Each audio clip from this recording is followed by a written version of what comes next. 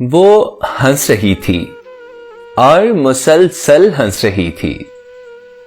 ماں نے غصے سے اس کی جانب دیکھا اور پھر مہمانوں سے متوجہ ہو گئی۔ وہ سمجھ گئی آج پھر کلاس ہوگی۔ مہمانوں نے رخصت چاہی، ماں بھی دروازے تک گئی۔ اس نے جلدی سے برتن سمیٹنا شروع کر دیے۔ اتنے میں ماں اندر سے آئی اور اس سے بولی، تم کبھی نہیں سدھر سکتی، کتنی بار بتاؤں کہ زیادہ ہنسنے کی وجہ سے دل مردہ ہو جاتا ہے۔ وہ پھر ہنسی اور ماں سے لپٹ گئی اور بولی، جب مردہ ہو جائے گا تب نہیں ہنسوں گی ماں۔ اللہ تجھے ہمیشہ ہنستا مسکراتا رکھے بیٹی، ماں نے پیار سے ہاتھ مار کر کہا۔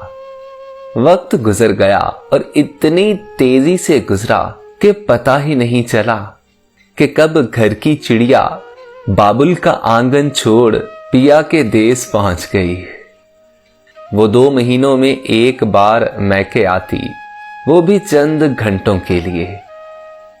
آج بھی وہ آئی اور سب کے ساتھ بیٹھی ہوئی تھی۔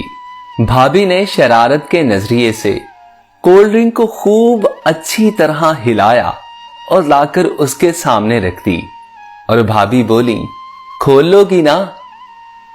وہ بالکل اداس مرجھائی ہوئی آواز میں بولی، بھابھی نہیں، آپ ہی کھول دیں۔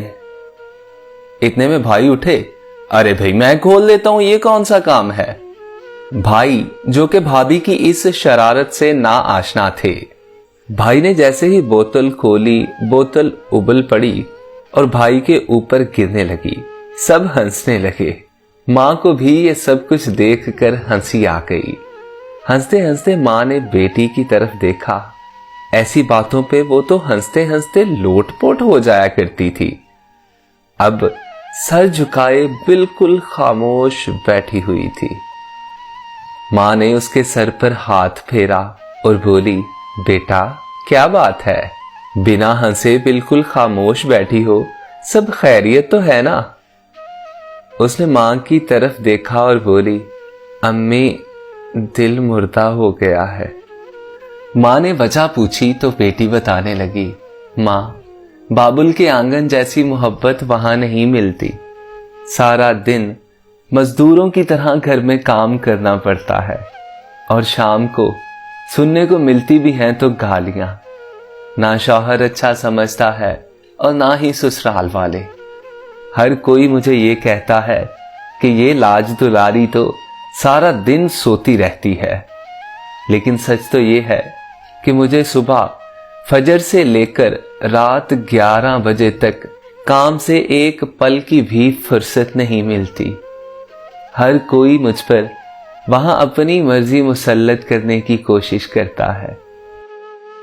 ماں جب اللہ کسی کو بیٹی دیتا ہے تو اللہ سے بولو نا، ساتھ بہت اچھے نصیب بھی دیا کرے، ساتھ بابل کے آنگن والی خوشیاں بھی دیا کرے، ساتھ ماں کی ممتا دینے والی ساس بھی دیا کرے۔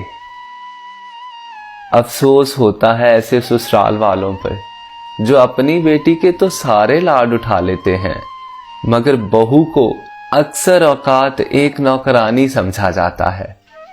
اور میں پریشان ہوں اس بات سے کہ گیس سلنڈر ہمیشہ بہو کے کچن میں جانے پر ہی کیوں پھٹتا ہے، کبھی بیٹی کے کچن میں جانے پر کیوں نہیں پھٹتا؟ بہو کو اپنی بیٹی نہ سہی، مگر اتنا تو سمجھ لیجئے کہ کسی کی تو بیٹی ہے نا وہ۔ اللہ ہر بیٹی کو اپنے حفظ و امان میں رکھے۔